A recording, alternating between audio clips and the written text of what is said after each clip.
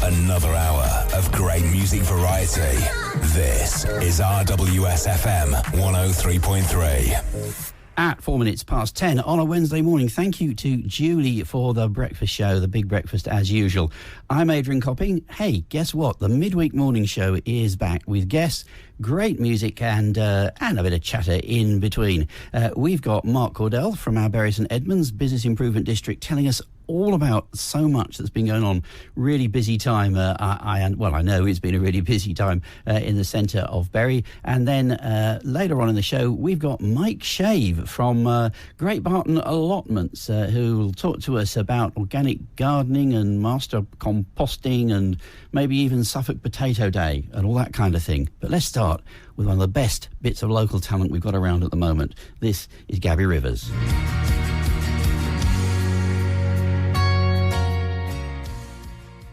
Adrian Copping with you on the second hour of the midweek morning show, back on a Wednesday. And welcome to a new guest for us, Mike Shave. Good morning to you. Good morning, Adrian. Thanks for having me on. Yeah, well, it's a pleasure, I hope. It's been all right. So it's been all right so far. I'm sure it'll be fine. I think this started off by me trying to find somebody, having discovered one Monday morning that it was the start of National Allotments Week. And we couldn't get a guest immediately on, but you were recommended to us because you are an allotment holder at Great Barton, I believe. Is that right? Yes, I am, and I feel like I was roped into doing this. You obviously did find a difficulty in getting hold of people, and one of my problems I've discovered through life is I really like to say yes, and so I said yes, so here I am. There you go. You've dragged yourself away from the allotment on a sunny morning, so this is true. Yeah, have you been one of these kind of lifelong allotment holders, or are you new to it? Or no, I'm a lifelong gardener, or at least a married life gardener. Uh-huh. I've been lucky enough to have my own garden of reasonable size for the last 40 years approximately, so I've been able to grow things at home. But I have a little story in the sense about allotments, in that I had thought about having an allotment when, frankly, my children were younger, and I thought it would be good to have extra room to grow food for the family. Mm-hmm. But one of the problems, and it's a potential problem, although there are ways of overcoming it, is that when you take over an allotment, it's usually a neglected allotment. And allotments become very weed infested, and if you're certainly a novice or a beginner, and you're faced with a 250 square yard allotment, it is or can be soul destroying because it is such hard work. And I'll be honest with you, I tried that at least once in my early life. Right. As I say, I had very little time because of family commitments, work, etc. And I found that too much. But as I say, I've been lucky. I had a garden where I could grow my own vegetables anyway. And in answer to your question, really, no, I'm not a long lifetime allotment here. And it really came about because I'm involved in something else, which I think we might talk about later, something called Potato Day. Yes, we will. I shall ask you about that because I'm fascinated later on. Fine. And I knew that we had allotments nearby where I live, at Great Barton Allotments, and I thought, well, I need to advertise, well, as we do, we advertise the Potato Day. I will go up to the allotments and I'll put a notice on their gate advertising the Potato Day, because these are the type of people, obviously, that are likely to be interested. And in doing so, which was a bit cheeky because I didn't actually ask permission, I noticed another sign on the gate saying there were plots available. Mm-hmm. And I kind of just thought, well, it's only a mile from my house, very close, I'll inquire. And the rest, as they say, is history. But that was only a couple of years ago. So right. In allotmenteering terms, I guess you would call me a newbie, but obviously I'm a gardener, so it isn't anything new in a sense. What do you grow on your allotment? Well, as much as I possibly can. It's very light soil, and one of the things you learn as a gardener is that you can't be successful with everything. It's another reason why, as well as the clearing the weeds, etc., you mustn't be too easily disappointed if something doesn't work, because we're working with nature. We're working in the outside air. You know, it's not a controlled environment, and if you're like me, an organic gardener, you're also more likely to encounter pests. They're not really pests. I don't see them as pests, actually, but things that might damage your crops. But I grow everything, and obviously potatoes being one of the main things because of the involvement in Potato Day, but peas, beans, onions, carrots, all the usual things, courgettes, just about anything that will grow in this country, in the climate in this country. And a lot of allotmenteers will try different things one year just to see if they work. And if your soil is X type, something will work, and if it's Y type, it won't work. It's that kind of evolving. But the great thing, if you're an allotmenteer, from my point of perspective anyway, is that you're in a community of like-minded people, and there is always willing advice on hand. So, people who've been gardening on this, Great Barton allotment started, I believe, about 7 years ago. So it's right, they're relatively recent, yeah. It's relatively new anyway, and it's in an idyllic situation, it really is. A lot of allotments are in towns and surrounded by properties and things, but this is idyllic. There's a public footpath going past, so lots of people go past and see what we're up to, particularly during lockdown. I wondered whether never having. I do a bit of gardening, more than I used to since I've been retired. Again, kind of time and family pressures and things. But I've never been an allotment holder. But I've often wondered whether it was a little bit competitive, maybe, with the allotments nearby, or is it a very? It sounds to me like it's rather more of a collaborative effort, and Definitely. you can see what's going on with other people and ask them, or they can come along and help you. Yeah. Obviously, I can't speak for other allotments, and things might be organised differently, but the committee that organise and run this particular allotment site, I would say, are very, very good. And there's one, I think, big benefit to what I remember as allotment sites. At the Great Barton site, the plots are half size, so they're relatively small, and they can, and if required, they can be made even smaller. So it's an ideal place for somebody who, unlike me, the novice me, going off and being confronted with 250 square yards of thorn and rubbish and things. You can come along and have a relatively small and easy plot to get you started. And I think that's a big benefit of the way this particular allotment site is run. I think that would, I can see why that would encourage people, and I guess on the whole, the allotments movement in this country, as far as you might or might not know, is pretty healthy, is it? You don't see an awful lot of spare allotments, it strikes me. Well, I wouldn't be absolutely sure. I would say that we don't. No, I was going to say we're all older. We're not. There are children on the site. There are young families on the site. But no, I think a lot of us have probably the same ailments as anybody else, or similar, but you lose that when you're out in the fresh air on the allotment, getting lots of vitamin D, particularly if you are older, because that's going to help you apparently. I believe this is true. With COVID. No, I don't think we're any different. I don't think we're particularly fit. I'm certainly got all the usual things, ailments that anyone else of my age would have, but it's something that takes you, I don't know, closer to nature. It's hard to describe, but you're in a different world. Yeah. And does that sound too pompous or I don't know? It's just. No, I understand that. We, my wife and I have often said we can get lost doing gardening. We're not huge gardeners. We've tended to. We garden for our stomachs a little bit, so it's nice to grow some stuff you can eat. But we've tried to design a garden that is kind of fairly low maintenance. Some people put on a huge amount of effort in, and we like to put enough effort in to be able to sit in the thing every now and again and not run around. I guess it's something that people do at all ages, and people are interested more in growing things maybe than that they were.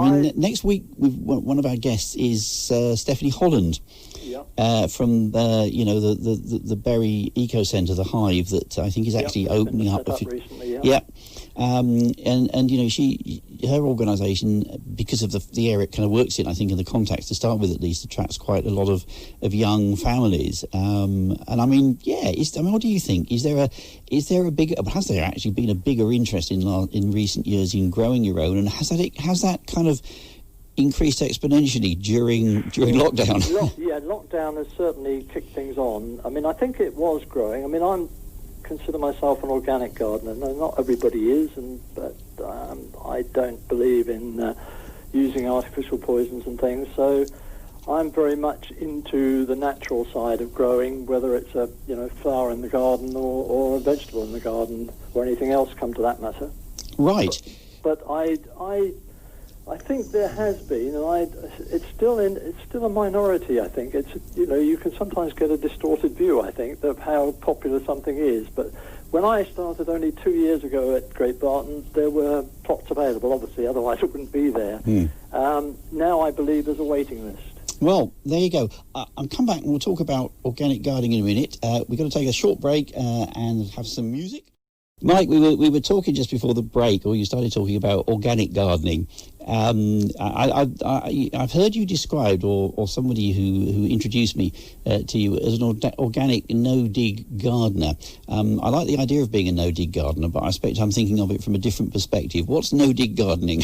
It is what the name suggests, that there's none or very little digging involved. Right. It's something that's I got into accidentally, I have to be honest and say, back probably 40 years ago.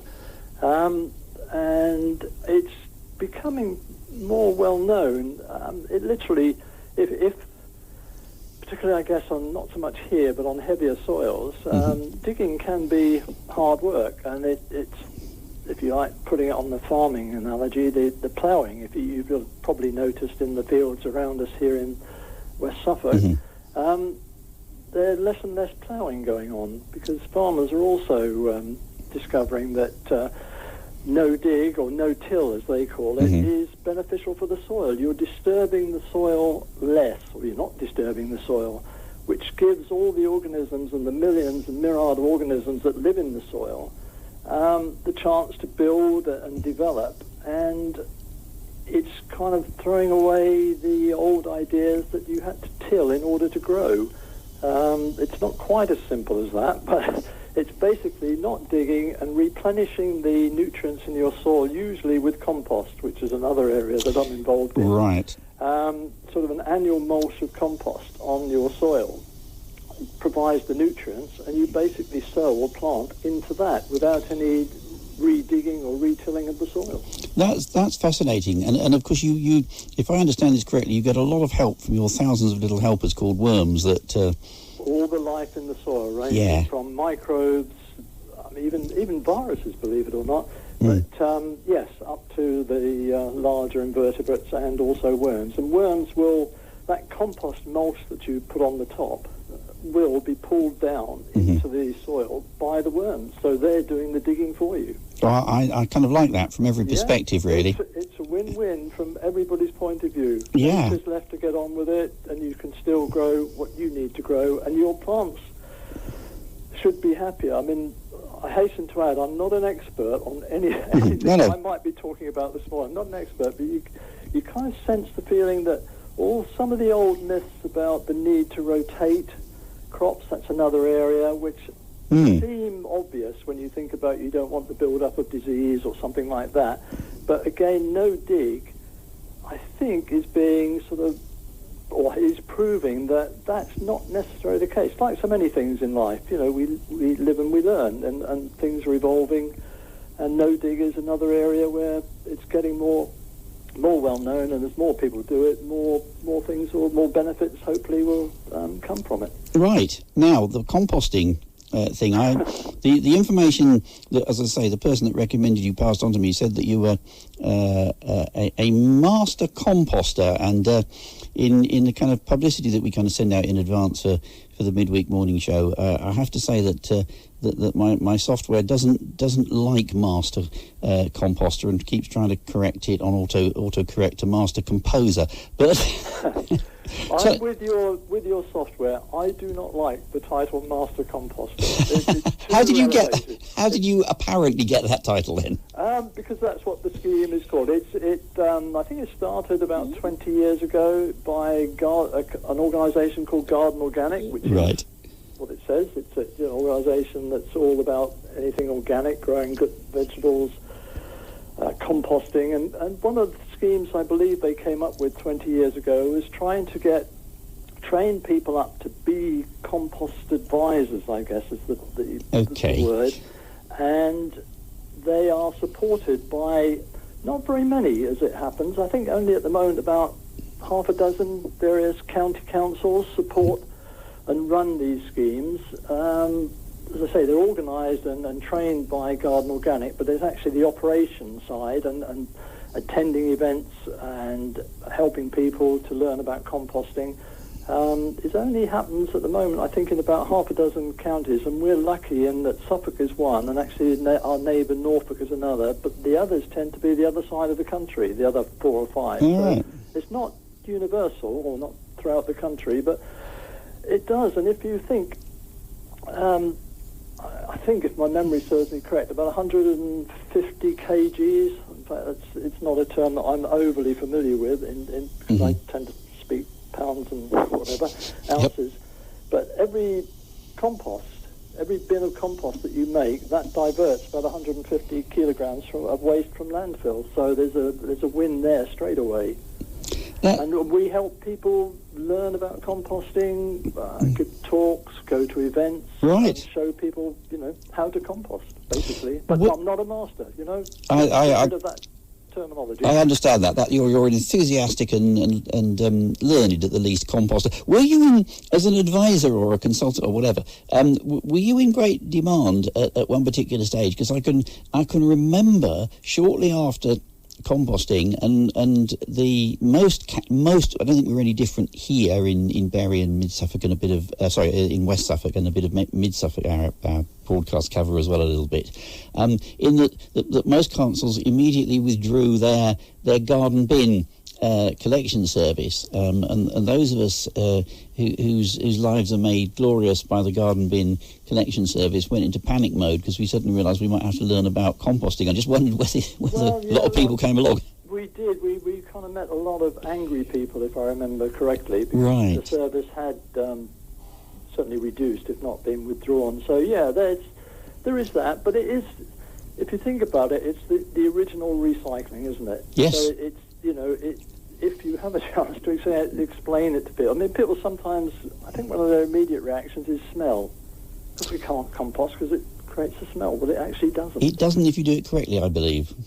Well, yeah, you can. Yeah, you're right. If you get it totally wrong, make it too wet or something, it can. But with a little bit of common sense, and it is, believe you me, if I can do it, anybody can do it. It just is a very, very simple system. And if you try and complicate it, you probably do worry about it too much and do things that probably are not good. But it's beneficial from whichever angle you look at it. And I say reducing waste nowadays is one of the big things. And this just happens to be that anything that's been alive once can be composted, and obviously ourselves included. Yeah. And that's, yes, well, indeed, and that yes, there's a natural burial movement, isn't there, and various things going on like that. And there's lots of information out there on the internet. I'm looking at the clock; it's about 28 minutes past 12. No, it's 28 minutes past 11. So we're kind of running up to the news, but before we have to wrap things up, I can't let you go without you telling me about Suffolk Potato Day. Right. How did it come about, and what's your role in it? Well, I can't tell you how it came about, other than it is a day that promotes and has been doing so in Suffolk potatoes for the last 25 years. We had our 25th event this year. So it's literally all about potatoes. It's held at or recently, because it has moved around, it's held at Stonham Barns each February. To be honest, the 2021 event due on the 13th of Feb, I think it is still in doubt somewhat, but we don't have to make a decision until the end of the month. It's just a day devoted. It's organised by 3 local organic groups, Norfolk, Suffolk and Ipswich. I'm the sort of organiser or helper from the Suffolk point of view. and we put on this show, and we have about 80 different varieties of potatoes, some of them organic, and we have other things, and we have other stall holders, all associated with gardening, be they local nurseries or seed companies, and anything to do with gardening. And it's such a popular event that I think the doors open each year at 9:30, and we have queues forming because people want to get in and make sure they get the varieties that they're looking for, because it's one of the few places where you can get such a huge range of potatoes. Right, okay, so a lot of people that are potato growing enthusiast, amateur or otherwise go, but anybody can just go along, can they, and learn and look and taste and stuff? Up till now, how things will be, sure, we'll have to organise it next year, who knows, but yes, up to now, and we're cheap. Well, it fascinates me. I've often thought that that one of the things that you discover in life. My mum was a really good gardener, and she grew lots of vegetables and that, and I learned from a very early age that a potato is not just a potato, that there's a huge variety of them, and one of my hobbies is cooking, so I'm always keen on finding good potatoes. But anyway, let's hope it goes ahead in whatever form it goes ahead, and you get Adrian, can I just quickly I do a plug for something that's happening this weekend? Oh, yeah, I was going. Well, yes, you can do a plug. I'll send you our advertising rates, but no, you you can have a free plug for something we're involved with. Yes, there is a place, I don't know if you've heard about it, but called Langham Hall Walled Gardens that are being restored.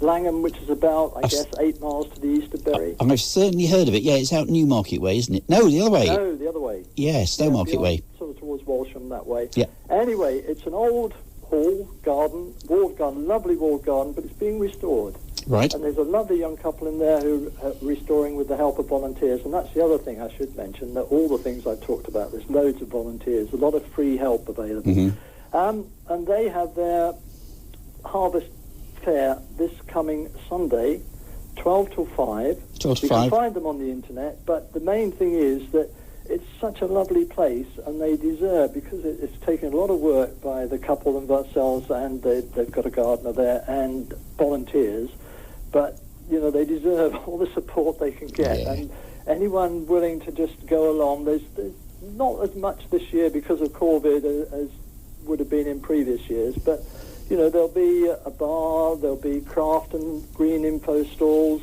might even be me there with some honey. There'll be open mic sessions for budding local musicians, so, RWSfm might like to be there.